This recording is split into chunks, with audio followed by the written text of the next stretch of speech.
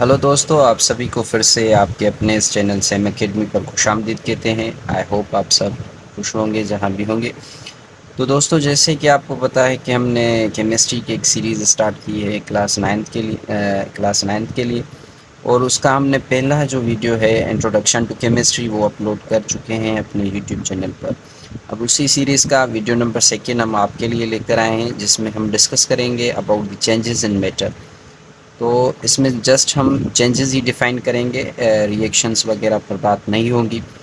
तो स्टार्ट करते हैं हमारा आज का ये वीडियो। और इससे पहले अगर आपने मेरा यूट्यूब चैनल सब्सक्राइब नहीं किया तो काइंडली वो भी सब्सक्राइब कर लें। तो दोस्तों, बात करते हैं फ़िज़िकल चेंज और केमिकल चेंज की। अगर हम फ़िज़िकल चेंज की बात करें तो ये हमारा रिवर्सिबल चेंज होता है। और इसमें क्या होता है कि हमें कोई भी न्यू चीज़ बनकर नहीं मिलती।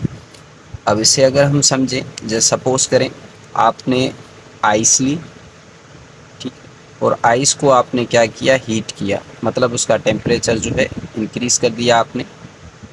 मतलब आपने आइस को जब हीट किया तो वो क्या हो जाएगी, मेल्ट होकर कन्वर्ट हो जाएगी किसमें, वाटर में। अब हम कह सकते हैं कि जो मैटर की सॉलिड स्टेट है वो कन्वर्ट हो गई किसमें, लिक्विड में। मतलब ये क्या हुआ, चेंज हुआ। और जैसे कि मैंने कहा कि फ़िज़िकल चेंज हमारा क्या होता है, रिवर्सिबल चेंज होता है। तो ये जो वाटर है ये वापस आइस में कन्वर्ट हो सकता है। कैसे, अगर आप इसे इसका टेम्परेचर जो है वो ज़ीरो तक ले जाएं, तक ऑलमोस्ट 0 सेल्सियस तक ले गए तो ये वापस जो है आइस में कन्वर्ट हो जाएगा। मतलब लिक्विड जो है वो सॉलिड में कन्वर्ट हो जाएगा। इसीलिए और ऐसे ही चेंजेस को हम क्या कहते हैं, फ़िज़िकल चेंज कहते हैं। इसके अलावा अगर हम इसका और एग्जांपल देख लें, जैसे आपने एक पेपर लिया और उसे बीच से जो है वो फाड़ दिया, तो ये भी जो चेंज होगा ये भी कौन सा चेंज होगा, ये भी फ़िज़िकल चेंज होगा। और इसके अलावा अगर आप कोई भी फ्रूट लें, जैसे कि आपने बनाना लिया और उसके स्लाइसेस कर दिए, तो ये भी कौन सा चेंज हुआ, फ़िज़िकल चेंज हुआ। अच्छा, ये क्यों फ़िज़िकल चेंज है, क्योंकि इसमें आपको कोई भी न्यू चीज़ बनकर नहीं मिल रही है। जो पहले थी वही जो है सेम टू सेम चीज़ आपके पास है। मतलब कोई भी न्यू चीज़ आपके पास बनकर नहीं आ रही है, इसलिए ये कौन सा चेंज हो जाता है, फ़िज़िकल चेंज हो जाता है। इसका जो मोस्ट प्रोमिनेंट एग्जांपल है वो ये है कि आप ग्लास लें और उसको क्या कर दें, स्मैश कर दें, मतलब उसे तोड़ दें। और आपसे पूछा जाए ये कौन सा चेंज है, तो ये भी डेफिनेटली कौन सा चेंज होगा, फिजिकल चेंज होगा। क्योंकि जो ग्लास के पीसेस होंगे वो क्या होंगे, ग्लास ही होंगे। ऐसा नहीं है कि टूटने के बाद वो आयरन में कन्वर्ट हो जाए या किसी और चीज़ में। तो अब बात करते हैं केमिकल चेंज की। अच्छा, तो ये बात आप जो है जहन में डाल दें कि ये जो ग्लास का मैंने एग्जांपल दिया, अब ये ग्लास वापस अपनी शेप में आ सकता है अगर हम इसे मेल्ट करेंगे तो। इसलिए ये क्या है, रिवर्सिबल चेंज है। मतलब जो वापस अपनी सेम कंडीशन में आ जाए उसे हम क्या कहते हैं, रिवर्सिबल चेंज कहते हैं। अब इसके बाद हम बात करते हैं केमिकल चेंज की। दोस्तों, केमिकल चेंज हमारा कौन सा चेंज होता है, ये हमारा रिवर्सिबल चेंज होता है। मतलब ये वापस नहीं जाता अपने ओरिजिनल फॉर्म में। एक बार अगर ये चेंज हो गया तो उसके बाद आप वापस उसी फॉर्म में उस चीज़ को नहीं लेकर आ सकते। और इसमें जो है आपको कंप्लीटली न्यू चीज़ बनकर मिलेगी। जैसे आपने वुड का एक पीस लिया और उसे आपने क्या कर दिया, बर्न कर दिया। अब जब आपने उसे बर्न किया तो आपके पास क्या आपको कौन कौन से कंपाउंड मिलेंगे, कार्बन डाइऑक्साइड मिलेगा प्लस H2O मिलेगा, और इसके अलावा जो है हीट भी मिलेगी और कोल भी।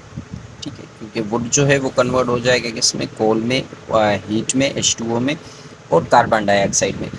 अब आप जो है इस कोल को वापस जो है वुड में कन्वर्ट नहीं कर सकते। अब पहले आपके पास ये चीज़ नहीं थी, लेकिन जब आपने ये चेंज किया, जब ये रिएक्शन हुआ, ये चेंज हुआ, तो आपके पास एक कम्प्लीटली न्यू चीज़ बनकर मिल गई। और इसे हम कंबशन रिएक्शन भी कहते हैं। आगे चलकर हम ये डिस्कस करेंगे केमिकल रिएक्शन में। तो आई थिंक आपको समझ में आ गई बात कि केमिकल चेंज हमारा वो होता है जो रिवर्स ना हो, और इसके अलावा इसमें आपको एक न्यू कम्प्लीटली चीज़ बनकर मिलेगी।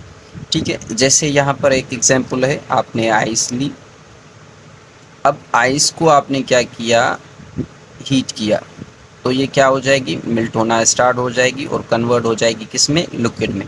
और लिक्विड को फिर से आपने क्या किया, हीट किया, मतलब 100 सेल्सियस तक आप ले गए इसका टेम्परेचर, तो ये कन्वर्ट हो जाएगा गैस में।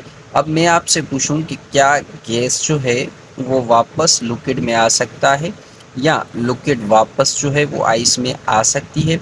जी हाँ, आ सकती है। जैसे अगर गैस को आप क्या करेंगे, इसकी कंडेंसेशन करेंगे, तो गैस आपकी क्या हो जाएगी, कन्वर्ट हो जाएगी किसमें, लिक्विड में। और लिक्विड आपका जो है वो रिवर्स हो सकता है, कन्वर्ट हो सकता है वापस आइस में। कैसे, अगर आप जो है टेम्परेचर को डिक्रीज़ करेंगे, इंक्रीज़ करेंगे तो स्टेट चेंज होगी, और अगर डिक्रीज़ करेंगे तो भी स्टेट जो है मैटर की वो चेंज होगी। आई होप आप ये समझ गए होंगे। तो दोस्तों हम समझते हैं कि जो इफ़ेक्ट ऑफ टेम्परेचर है on the states of matter, मतलब जो मैटर के अंदर चेंजेस होते हैं टेम्परेचर की वजह से, और उनके प्रोसेस को हम क्या कहेंगे, उनके नेम वगैरह क्या होंगे। स्टार्ट करते हैं। सबसे पहले समझते हैं कि दोस्तों जब हमारा सॉलिड जो है वो लिक्विड में कन्वर्ट हो जाए तो उस प्रोसेस को हम कहते हैं लिक्विफिकेशन। अब लिक्विफिकेशन प्रोसेस हमारा वो प्रोसेस होता है जिसमें मैटर की कोई भी स्टेट, जैसे गैस हो गई या सॉलिड हो गई, अब ये कन्वर्ट हो जब इसमें लिक्विड में, तो इस प्रोसेस को हम कहेंगे लिक्विफिकेशन। उसके बाद है हीट ऑफ फ्यूजन। अब हीट ऑफ फ्यूजन हमारी वो प्रोसेस होता है जिसमें सॉलिड जो है वो बगैर हीट दिए हुए कन्वर्ट होने लगे किसमें, लिक्विड में। मतलब आप उसे कोई भी एनर्जी ना दें और ये ऑटोमेटिकली खुद ही कन्वर्ट होने लगे इसमें, लिक्विड में, तो इसे हम कहते हैं हीट ऑफ फ्यूजन।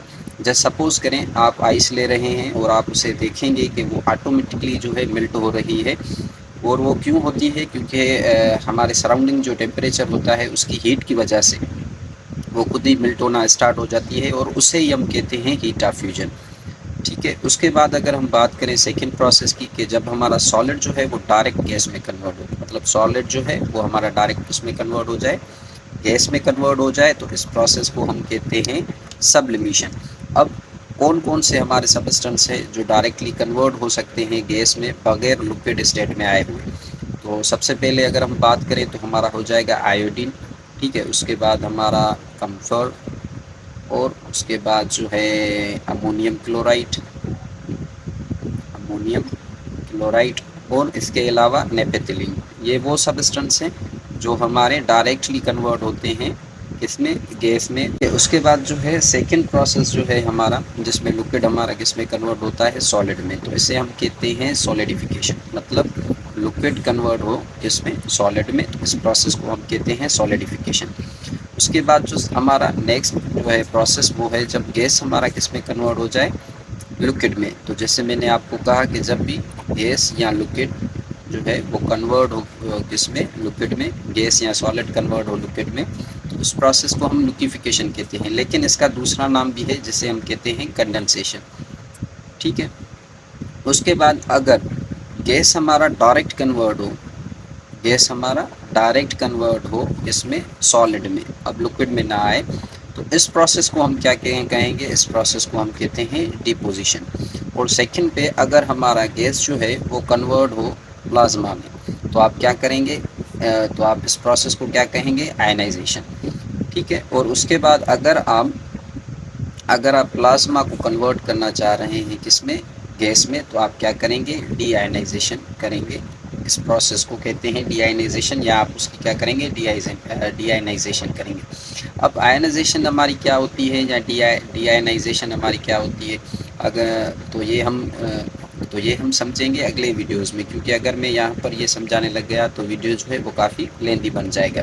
तो नेक्स्ट प्रोसेस पे चलते हैं। अगर हमारा सॉलिड जो है इसमें लेकर आए उसे हम बोज-आइंस्टाइन कंडेंसेट में, तो हमें क्या करना होगा, हमें सॉलिड को लेकर आना होगा एब्सोल्यूट ज़ीरो टेम्परेचर पर।